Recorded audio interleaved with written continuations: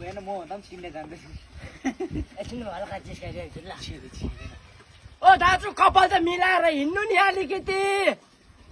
मेरो कपालै त छैन चिन्डे अङ्कल कहाँनिर हिँड्नु भएको तपाईँ अङ्कल मिठाई किनिदिनु नि चिन्डे अङ्कल निधार त खत्रो भएको थियो नि अम्बो निधारमा त के हो अन्त कति साइडको छ फुटबल ग्राउन्ड 4 साइडको होला नि है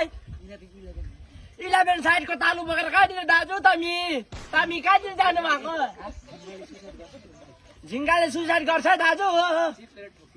चिप्लेर ठोकिन्छ है तँ अब भनौ कुकुरलाई चिन्न घोप्टे भन तैँले भनेको दामी अन्त के म भन्दा पनि चिन्दैन निम्बु दिइराखेर आइज बुढो दाजु तिम्रो ताम्रा साथी एकछिन आउँदैछु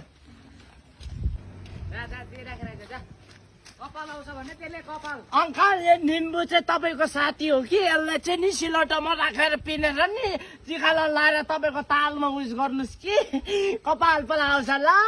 अनि अदुवा छ भने अदुवा पनि हाल्नु 3 बोरा जति अनि मात्र आउँछ ल